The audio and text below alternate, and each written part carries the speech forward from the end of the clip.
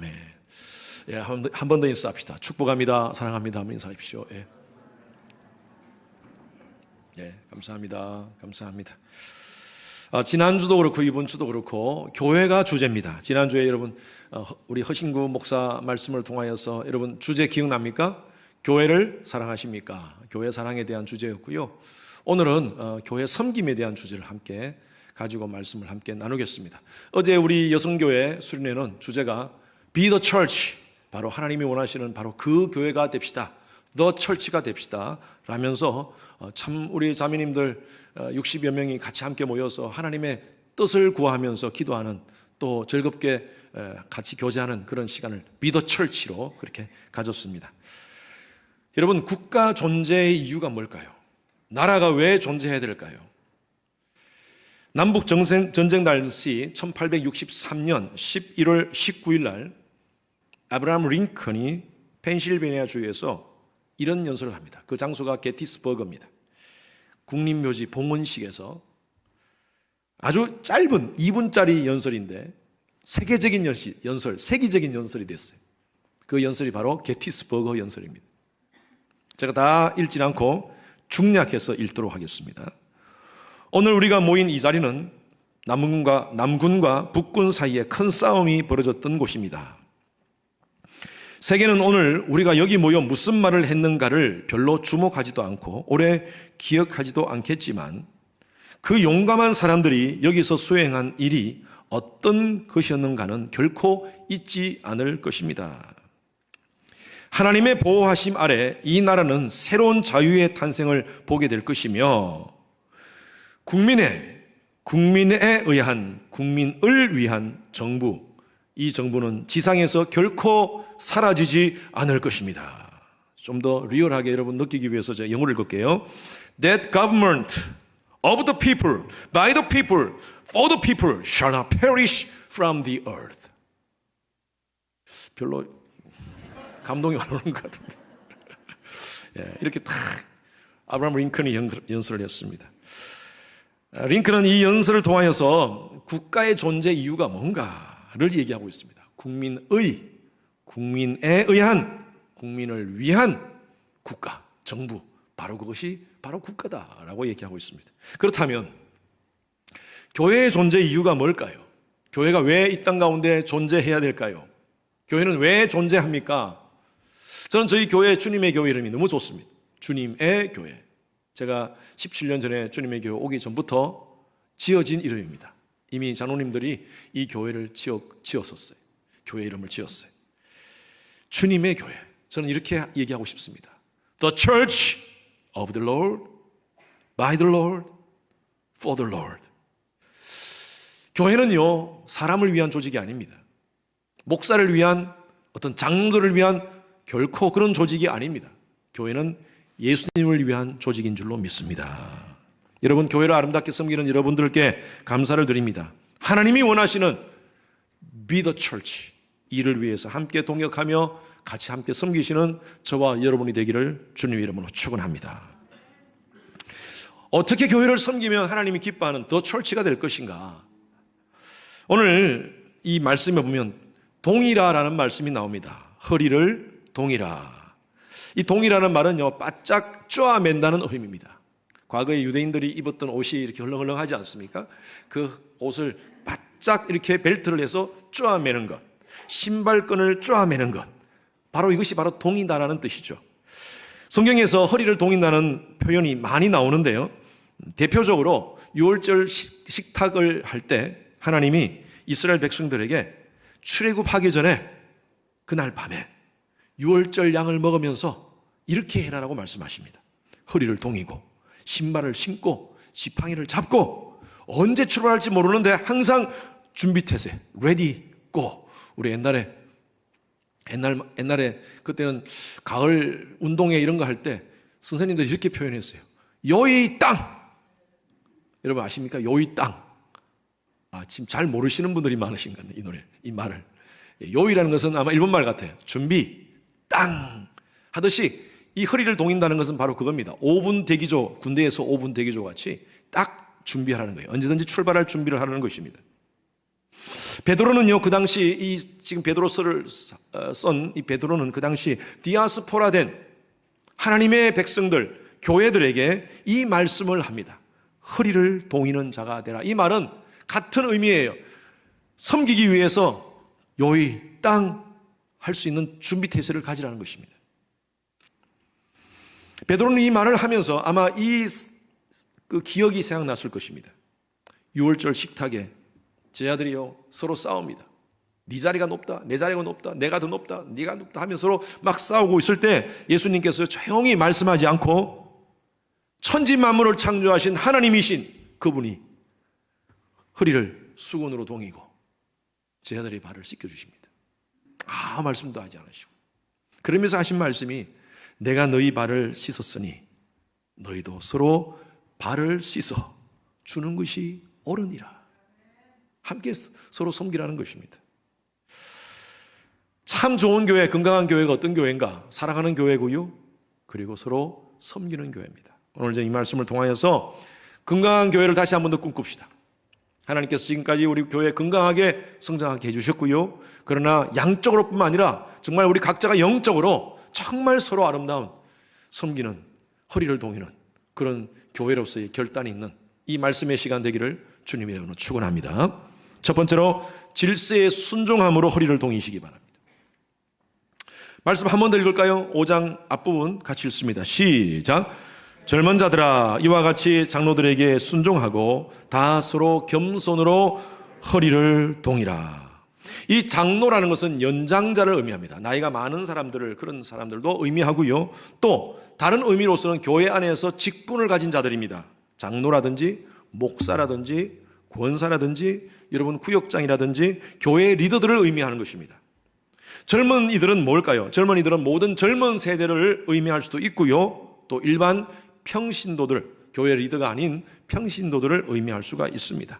그런 자들에게 얘기하는 거예요. 젊은 자들아, 장로들에게 순종하라 라고 말하고 있습니다. 여러분 불편하지 않으세요? 혹시 불편하지 않으세요? 장로들에게 순종하라 하니까요. 순종이라는 말은 우리가 별로 좋아하지 않습니다. 그런데 왜 베드로가 젊은 자들아 장로들에게 순종하라 라고 얘기합니까? 장로들이 나이가 많기 때문에 무조건 순종하는 것입니까? 요즘 젊은 사람들은요, 기성세대에 대해서 비판의식을 가지고 있습니다. 그래서 뭐라고 표현하냐면 기성세대, 나이 많은 세대를 한마디로 한 단어로 표현합니다. 좀 설교에서 이런 말 쓰기 죄송하지만 어떻게 표현하냐면 꼰대. 저도 그 중에 한 사람이니까 제가 편안하게 얘기합니다. 꼰대. 그래서 젊은 사람들끼리는 요즘 커피숍에 가서 안 먹는, 오다 안 하는 커피가 있대요. 라떼를 오다 안 한답니다. 라떼. 왜냐하면 하도 이 어른들이 젊은 사람 앉혀놓고 나 때는 말이야 안 그랬어 하면서 라떼 그러니까 아이고 라떼 안 먹어. 물론 좋지만요, 과거에는요 나이 연세가 많으신 분들이 지혜롭다 그랬어요. 경험이 많기 때문에, 또 많은 것을 또 알기 때문에 지혜롭다 그랬어요. 그런데 요즘은 그렇지 않아요. 요즘은 어쩌면 젊은 사람들이 지식적으로 더 탁월합니다. 유튜브 삼촌이 있어가지고 얼마나 많은 것들을 통해서 배우고요, 구글 삼촌도 있지 않습니까? 구글을 통해서 얼마나 많은 정보들을 빨리빨리 찾는지 몰라요. 우리 기성세대들은 따라가지는 못해요. 제가 과거만 해도 저희 집에 저희 아버님이 뭐 카메라를 사오셨다든지 뭐 이렇게 전자기기를 사오시면요, 제가 매뉴얼을 다 봅니다. 다 보고 아빠 이건 이렇게 사용하면 돼요, 엄마 이건 이렇게 사용하면 돼요, 이렇게 사용하세요 라고 가르쳐 드렸어요. 근데 지금은요, 뭘 사면요 매뉴얼을 보기 싫어요. 그리고 우리 아들한테 줍니다. 아이들한테 줍니다. 야, 너들 좀 어떻게 하는지 좀 알아라. 교회에서는 우리 사역자들 부릅니다. 우리 목사님들 이거 어떻게 사용해요? 목사님 다 가르쳐 주잖아요. 우리 애들 귀찮아해요. 아빠 그냥 직접 읽어봐. 야, 글자도 제대로 안 보이고요, 또 그런데 머리가 잘 안 돌아가요. 옛날에는 좀 잘 돌아갔는데 바보가 된 느낌이에요, 젊은 사람들 앞에서. 저도 벌써 기성세대가 되었어요.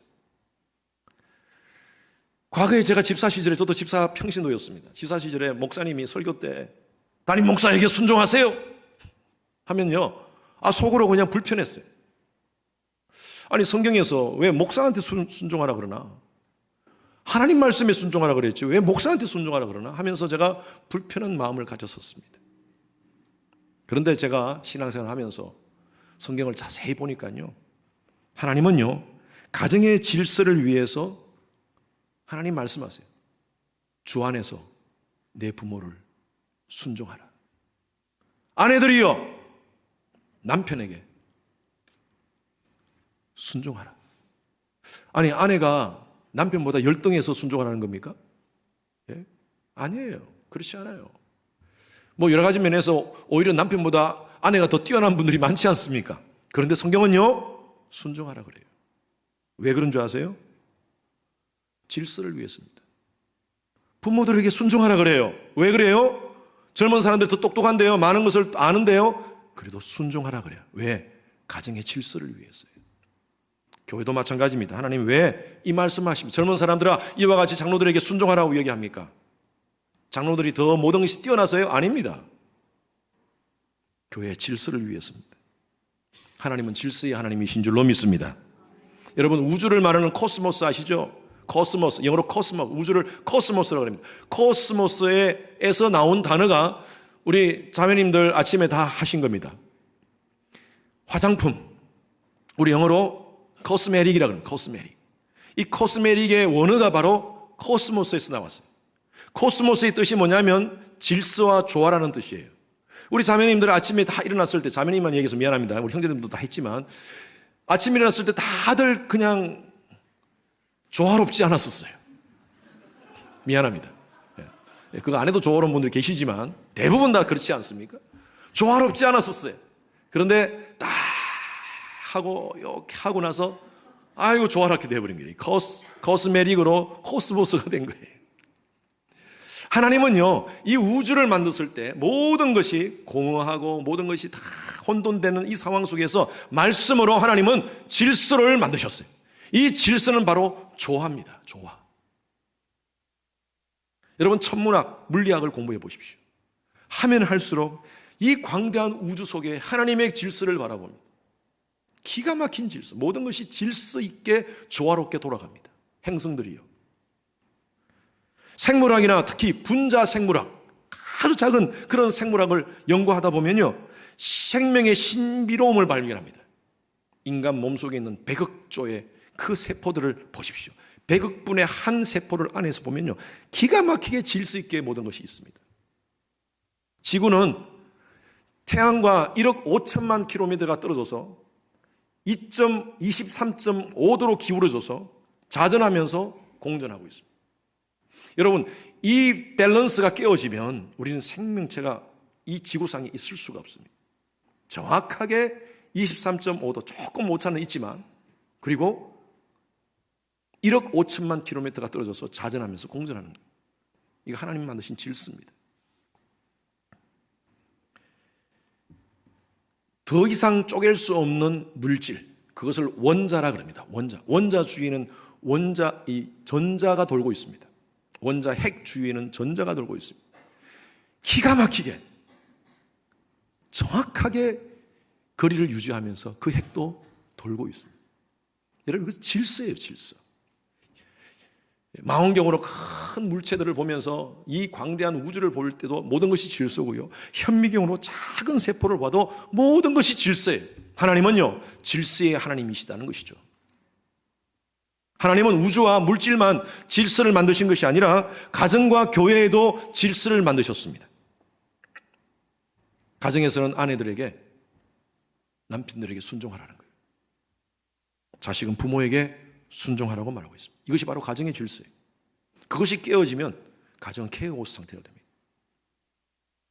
주님이 정하신 이 가정의 법칙을 무엇으로 만들어지느냐? 바로 순종을 통해서 만들어진다는 것입니다. 이 순종은요, 이 질서는 자발적이고 인격적인 것입니다. 교회도 마찬가지입니다. 교회도 하나님께서는요 질서를 정하셨어요. 오늘 이 말씀, 젊은 자들아 이와 같이 장로들에게 순종하라. 오늘 이 시대를 탈권위 시대라 그럽니다. 탈권위 시대. 권위 시대를 벗자. 그래서 권위주의를 없애자. 권위주의를 배격합니다. 그래가지고 어느 교회들은요, 교회 안에서 권위주의를 없앱시다 해가지고 직분을 다 없앤 교회도 있어요. 그런 교회가 형제교회라고 들어보셨습니까? 네, 시애틀의 형제교회, 그 교회 말고 그냥 교단 자체가 형제교단이 있습니다. 거기는 다 형제자매입니다. 교회 안에서 장로도 없고 목사도 없고 그냥 권사도 없고 다 형제님, 자매님으로 통하는 거예요. 뭐 그 나름대로 또 좋은 점도 있겠지만 대부분의 교회가 왜 직분을 가지고 있느냐? 여러분, 우리가 분명히 구분해야 될 것은요, 권위와 권위주의는 구분해야 됩니다. 권위주의는 없어야 됩니다. 교회 안에서. 그러나 권위는 인정돼야 됩니다. 그래야 질서가 생깁니다. 성경은 분명히 하나님께서 말씀하세요. 사람과 사람 사이에 계층과 계급적 차별이 없음을 얘기합니다. 교회 공동체 안에서도 마찬가지예요. 그것을 말씀하십니다. 그러나 질서를 세우기 위해서, 가정의 질서를 세우기 위해서, 교회의 질서를 세우기 위해서 직분적 구별은 하십니다. 목사님 잘 이해 못하겠는데, 여러분, 차별과 구별이 다릅니다. 차별과 구별이 같은 말 같지만 다릅니다. 교회 안에서는 차별이 있어서는 안 돼요. 장로 집사 차별이 있습니까? 차별 없습니다. 권사 장로 차별이 있습니까? 차별 없습니다. 다른 말로 남자 여자 차별이 있습니까? 차별 없습니다. 교회 안에서 남자 여자 차별하면 안 됩니다. 이것을 차별하게 된다면 그것은 권위주의입니다. 권위주의. 그러나 사역적 구별은 있어야 됩니다. 남자 여자 구별이 있습니까? 어떻게 생각하세요? 구별 없습니까? 똑같아요? 여러분, 남자 여자 차별은 있으면 안 됩니다. 그러나 남성과 여성은 분명히 하나님께서 구별해 주셨어요. 맞죠? 남성과 여성은 분명히 다릅니다. 구별이 있어요. 그래서 하나님께서 마찬가지로 교회 안에서 하나님은 사역적 구별을 주셨어요. 이 구별이 있어야지 질서가 세워진다는 것입니다. 장로, 권사, 안수집사, 구역장, 왜 이런 직분을 주십니까? 세상 조직은요, 세상에 있는 계급 있지 않습니까? 사장, 부장, 과장, 대리, 이런 구별이 있지 않습니까? 그것은요, 관리하고 다스리기 위해서 있는 겁니다. 그런데 교회 공동체의 직분은 관리하고 다스리기 위함이 아닙니다. 효과적으로 섬기기 위해서. 한번 따라 하십시오. 효과적으로 섬기기 위해서. 예배, 교제, 훈련, 사역, 전도, 저희 교회 5가지 그 목표가 바로 이 5가지 아닙니까? 예배, 교제, 훈련, 사역, 전도, 이 사역을 효과적으로 감당하기 위해서 교회에 사역적 구별을 주신 거예요, 하나님이. 차별이 아니라 구별. 장로로서, 사역자로서, 권사로서 사역적 구별을 잘 섬기기 위해서. 그래서 하나님은 그리스도의 몸인 교회의 질서를 위해서 장로들에게 순종하라고 말씀하시는 줄로 믿습니다. 그러나 목사라고 장로라고 해서 교회에 세웠다고 해서 무조건 그들의 권위를 인정하면서 순종해야 되느냐? 그건 또 아닙니다. 오늘 말씀 잘 보십시오. 젊은 자들아, 이와 같이, 여기 이와 같이가 굉장히 중요한 단어입니다. 이와 같이 장로들에게 순종하고. 지금 이와 같이라는 말은 뭘 의미할까요? 앞부분에 있는 말씀이에요. 앞에 무슨 뭔가 얘기했을 거 아닙니까? 문맥적으로 보면. 그래서 5장 3절 말씀을 한번 보시기 바랍니다. 5장 3절 말씀 다 같이 읽습니다. 시작. 맡은 자들에게 주장하는 자세를 하지 말고 양무리의 본이 되라. 이것은 누구한테 얘기한 것 같아요? 교회 리더들에게 얘기하는 것입니다. 장로들에게 얘기한 거예요. 장로들아, 맡은 자들에게, 하나님께서 주신 맡은 영혼들, 그 양무리들에게 주장하지 말라는 거예요. 여러분, 권위는요, 세우는 것이 아니라 세워지는 것입니다. 나 권위 좀 인정해줘. 왜 나를 인정 안 해주는 거야? 그런 게 아니라 교회 안에서는요, 자연스럽게 세워지는 거예요. 무엇을 통하여서? 본을 통하여서. 본. 장로님들의 성김의 본, 장로님들의 신앙하는 본, 목회자의 하나님 사랑하는 본, 그 모습을 보면서 자연스럽게 권위가 세워져야 된다는 것입니다. 그래서 한마디로 하나님 사랑하는 마음으로 교회 섬기는 장로나 지도자들에게 교회 질서를 위하여 순종하라고 말씀하시는 거예요. 하나님 사랑하는 마음으로 교회를 잘 섬기는 그들의 모습을 보면서 그들을 말씀에 순종한다는 것입니다. 디모데전서 5장 17절 말씀 같이 읽겠습니다. 시작. 잘 다스리는 장로들은 배나 존경할 자로 알되 말씀과 가르침에 수고하는 이들에게는 더욱 그리할지니라. 여러분, 잘 다스린다는 말씀을 잘 보십시오. 잘 다스린다는 말은 원어적으로 신실하게 앞에 서 있는 자들입니다. 신실하게 앞에 서 있다는 의미예요. 즉 장로들이 누구냐? 아까 그 말씀처럼 양무리의 본이 되어서 신실하게 앞서서 섬기는 자들이에요. 그들을 어떻게 하라고요? 답이 있잖아요. 어떻게 하라고요? 배로 존경하라는 거예요. 전 저희 교회 장로님들 존경합니다. 참 너무너무 귀하게 잘 섬기세요. 저희 교회 장로님들. 당회를 하면서 우리가 교회 어떤 이슈들을 결정할 때 기도하면서 다 고민하면서 그렇게 어떤 결정을 해나갑니다. 부서를 섬길 때도 다 앞서서 먼저 헌신하고 물질로도 헌신하고 여러 모습으로 먼저 헌신하면서 교회 재정을 아끼기 위해서 최선으로 섬기는 장로들의 모습이 얼마나 귀한지 몰라요. 여러분, 우리 교회 장로님들 존경해 주시기 바랍니다. 아멘.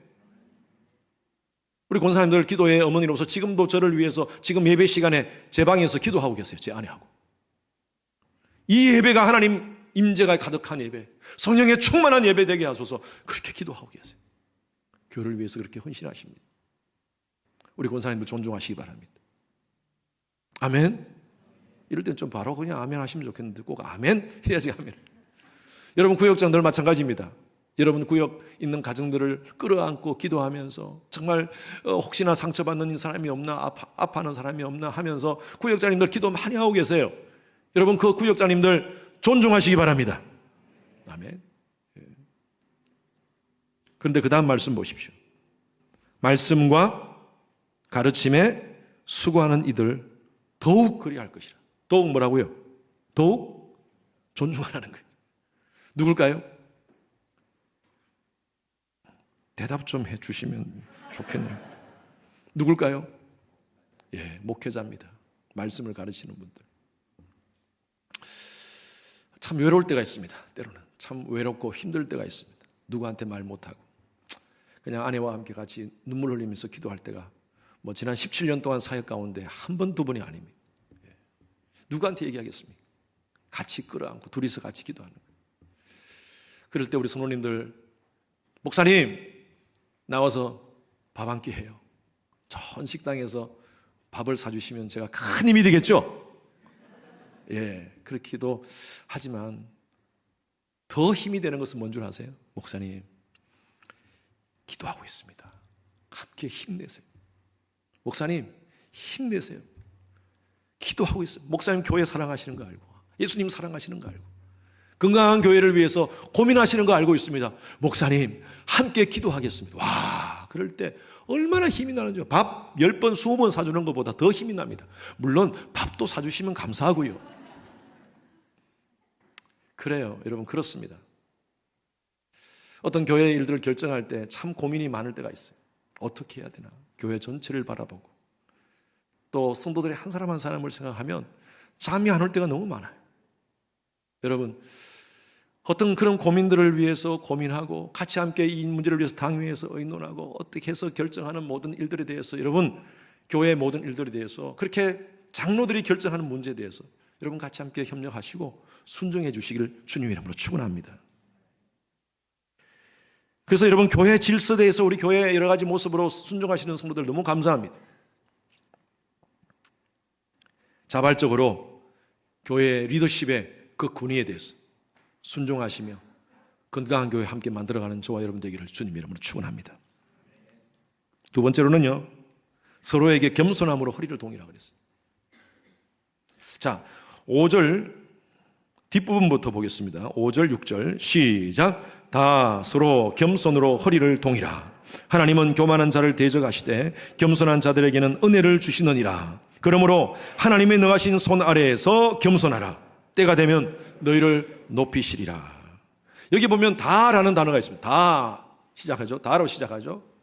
다라는 단어는요, 헬라어로 파스라는 단어입니다. 파스. 이 물파스, 그런 파스가 아니라 이것은 모든 사람을 의미합니다. 어떤 특정한 존재에만 겸손한 채 하지 말고 모든 상황 속에서 모든 사람에게 늘 겸손하게 대하라는 것입니다. 제가 목회하면서 느끼는 거는요, 참 예수 믿기 힘든 사람이 있어요. 정말 신앙적으로 자라기 힘든 사람이 있습니다. 그런 사람이 어떤 사람이냐면 self righteousness에 빠진 사람이에요. 자기 의에 빠져 있는 사람. 자기는 아무 문제가 없어. 나는 아무 문제가 없어. 다 다른 사람이 문제야. 나는 성경 많이 알아. 예. 그러면서 비난하고 비판합니다.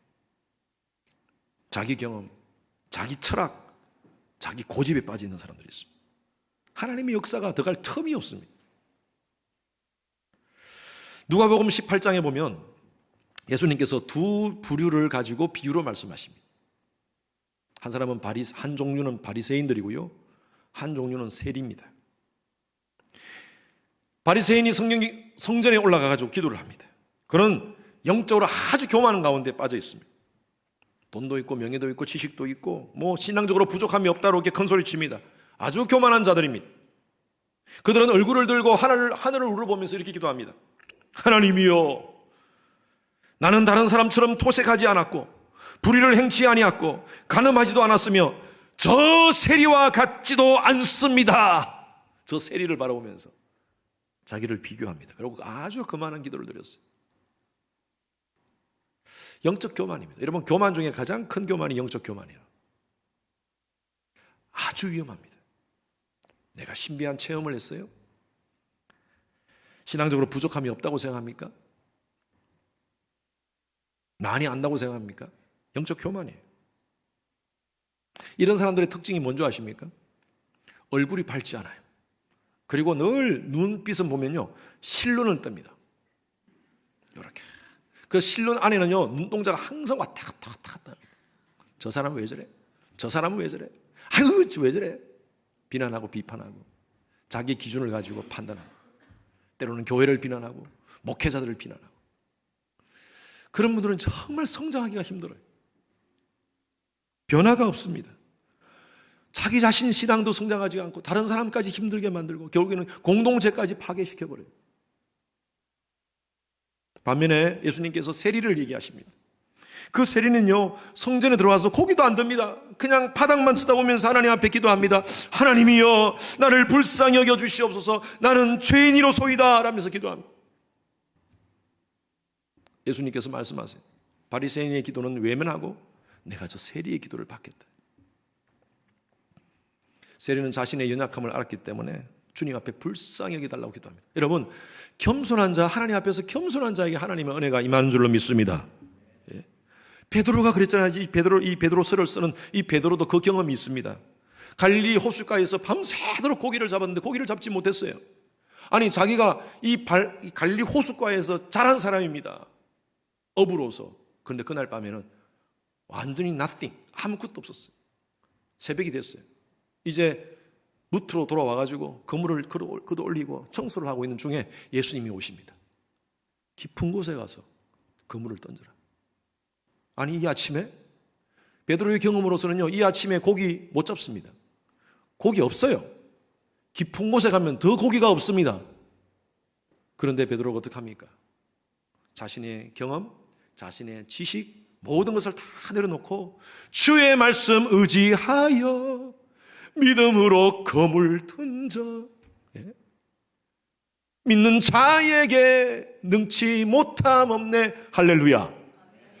다 내려놓고 하나님께 순종하고 하나님께 복종하고 완전히 자신을 낮아지니까요, 하나님의 놀라우신 역사를 경험하게 됐어요. 그리고 하는 고백이 뭡니까? 그래요, 나를 떠나소서.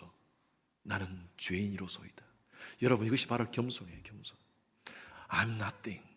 I need you. 나는 아무것도 아닙니다. 그래서 하나님의 은혜가 필요합니다. 여러분, 우리는요, 태생적으로 교만한 존재. 아담과 하와의 피를 물려받은 저와 정가된 저와 여러분들은요, 원래부터 교만으로 태어났어요. 교만으로 살다가 교만으로 죽는 거예요. 그래서 교만하는 것은요, 교만을 하기 위해서는 훈련할 필요 없습니다. 그냥 그렇게 살면 교만해져요. 겸손하게 살려면 훈련이 필요해요. 조금만 칭찬해주면 내가 했어요. 내가 자랑합니다. 한 개구리가 연못가에서 계속 살다 보니까 너무너무 답답한 거예요. 그런데 하늘을 쳐다보는데 새들이 하늘을 막 날고 있어요. 와, 부럽다. 나도 언젠가는 새처럼 좀 하늘을 날고 싶다 라고 생각하다가 갑자기 아이디어가 딱 떠올랐어요. 친한 새에게 찾아갔습니다. 새야 파랑새야. 그러면서 새한테 묻습니다. 새야, 네가 짝대기 끝을 네가 물고 요 반대 끝은 내가 물게. 그리고 네가 착 날아. 그러면 나도 하늘을 날 수 있잖아. 그래서 새가 그렇게 해줄게. 어느 날 그 일을 합니다. 한쪽을 물고, 새가 한쪽을 물고, 개구리가 한쪽을 물고, 새가 탁 나니까요 하늘을 진짜 날게 되는 거예요. 얼마나 기분이 좋습니까? 위에서 그 개구리들, 연못가에 있는 개구리들 보니까 불쌍해 보이는 거야. 하하하 하면서 그걸 꼭 물고 있는데 밑에서 개구리들이요 너무너무 부러운 모습으로 다들 쳐다보는 거예요. 어머 좋겠다. 그러면서 한 개구리가 외칩니다. 그건 누구 아이디어야 하니까 얘기 안 하려고 그러다가 내가 하면서 얘기하자마자 바닥에 떨어져서 뻗었다는 얘기입니다. 여러분, 그래요. 우리는 은근히 우리 속에 자꾸 우리 자신을 드러내고 싶은 마음이 있어요. 이거 누가 했어요? 제가 했습니다. 내가 했어요. 우리 여성교회 어제 모임 갔는데 끝나고 나서 제가 너무너무 수고하신 분들께 감사했어요. 너무너무 고맙습니다 하니까요 전부 다 제가 했어요. 그게 아니라 쟤들이 했어요. 나는 안 했어요. 목사님, 저는 별로 한 거 없어요. 근데 그럼 그 모습이 너무 아름답더라고요. 예? 아니, 제가 한 게 아니고요. 다들 같이 했어요. 다 같이 함께 했어요.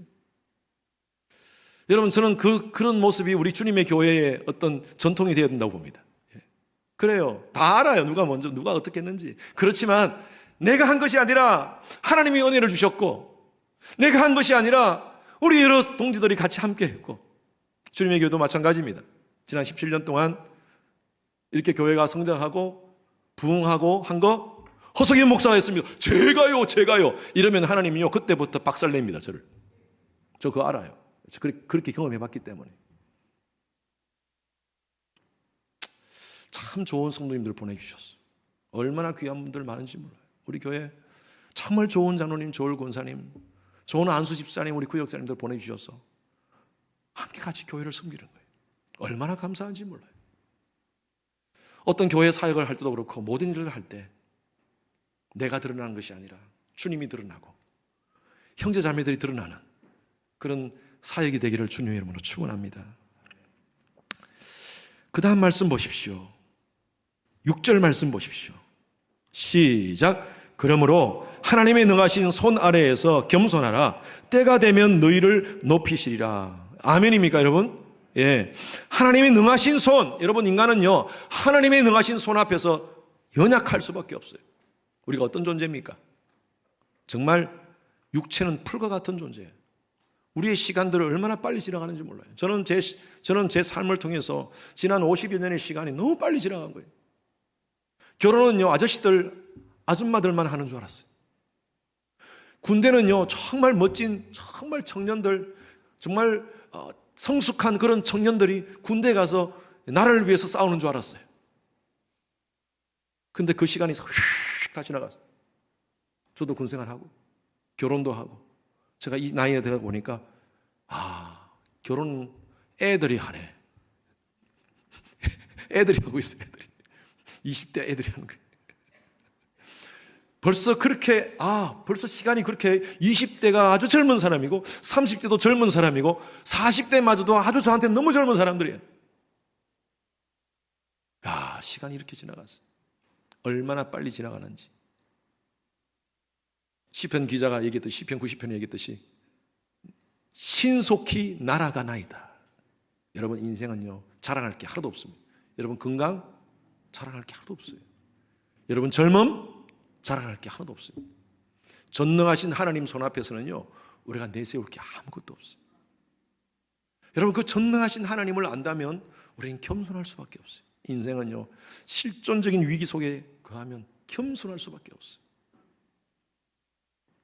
저희 교회에 보면 사회적으로 신분적으로 연륜적으로 학문적으로 참 뛰어난 분들이 많아요. 그런데 그런 분임에도 불구하고 교회에서 겸손하게 섬깁니다. 교회는요 교만한 사람이 인정받으면 안 돼요. 교회는요 자랑하고 뻐기는 사람이 인정받는 곳이 아니라 있어도 없는 것처럼, 알아도 모르는 것처럼, 높아도 낮은 것처럼 그렇게 섬기는 자들이 인정받는 곳이 되어야 될 줄로 믿습니다. 아니 목사님 그렇게 살면, 요즘같이 이렇게 PR 시대에 그렇게 살면 정말 손해보지 않겠습니까? 예, 겸손이라는 것은 물에 물 탄 듯이 이것도 좋고 저것도 좋고 그냥 허벌레하게 그렇게 살아가는 것이 겸손 아닙니다. 외유내강입니다. 외유내강. 다 알아요. 다 있어요. 그런데 드러내지 않아요. 이해해요. 용납해요. 사랑해요. 판단할 수 있는 모든 지식과 판단 기준이 다 있습니다. 그러나 기도하면서 모든 것들을 절제합니다. 여러분 그게 겸손이에요. 이게 바로 외유내강이에요. 영적인 외유내강이에요. 뭐라 그러십니까? 그 다음에 겸손하라. 그 다음 시작. 때가 되면 너희를 높이시라. 누가? 하나님이. 하나님 높이신다는 거예요. 여러분 이게 신앙의 역설의 은혜입니다. 내가 죽으면 하나님이 살리세요. 내가 낮아지면 하나님이 높이세요. 내가 낮은 곳에 있으면 하나님께서 높은 곳으로 앉히십니다. 가만히 보십시오. 여러분 주위에 교만한 사람, 자기 자랑 잘하고 이런 사람들 주위에 사람들 없습니다. 처음에는 막 사람들이 몰리는 것 같죠. 막 이렇다 하면서 우리 브래그라 그러나요? 그렇게 하는 사람 막 처음에는 몰리는 것 같죠. 나중엔 다 떠납니다. 그런데 겸손한 사람, 다 얘기하지 않지만 그렇게 말이 없는 분이지만 왠지 옆에 가면 냄새가 향기가 나는 사람, 그런 사람 속에 당장은 아니지만요 나중에 오면 사람들이 쫙 모여 있어요. 전 여러분들 각자 그런 사람이 되기를 바랍니다. 예. 입 안에 혀하고 이가 있는데요, 혀가 강할까요? 이가 강할까요? 우리 당장 보면 이가 강한 것 같이 보여요. 그런데 여러분 제가 물을게요. 혀 임플란트 보셨습니까? 혀 임플란트 보셨어요? 이는요 임플란트 많이 합니다. 지금도 여러분들이 많이 하신 분들이 있어요. 근데 혀는 오래 갑니다. 부드럽지만 오래 갑니다. 이는요 강한데 부러져요. 사람도 마찬가지예요. 강한 사람, 똑똑한 사람, 자랑하는 사람, 막 뻐기는 사람, 그런 사람 옆에 사람들 많지 않아요. 그런데 부드러운 사람, 뭔지 모르지만 기품이 있고 신앙적인 깊이가 있고 그런 사람 옆에는요 사람들이 보이기 시작합니다. 여백 있는 풍경이 아름답지 않습니까? 그림도 팍팍하게 그려 있는 것보다 뭔가 좀 이렇게 여백이 있는 그런 구석에 보면 그림도 아름다워요. 사람도 마찬가지입니다. 조금 자기 내세워지지 않고 그냥 여백을 두고 있는 사람들, 그 사람 옆에 그 여백을 좀 채워주고 싶어요. 따라하십시오. 바람 좀 빼고 삽시다. 바람 좀 빼고 삽시다. 예, 여러분 이렇게 살지 말고요 좀 이렇게 부드럽게. 어떤 트럭이 고가도로 밑을 가다가 짐을 하도 많이 실어가지고 낑겨버렸어. 앞으로도 가지도 못하고 뒤로 가지도 못해요. 그래가지고 이 기사가 내려가지고 야 이거 타이어 또 언제 풀고 이거 언제 가나 하면서 고민하고 있는데 초등학교 학생이 지나가다가 한마디 딱 던졌는데 기가 막힌 말을 던졌어요. 아저씨 타이어 바람 좀 빼요. 이야, 그래서 타이어 바람 쫙 빼니까 차가 통과했다는 말입니다. 바람 좀 빼고 삽시다. 여러분 이 땅 가운데 하나님이시지만 이 땅 가운데 오셔서 저와 여러분들을 위해서 완전히 바람 다 빼신 분이 계세요. 그분은 바로 예수님이신 줄로 믿습니다. 빌립보서 2장 6절 7절 말씀 다 같이 시작.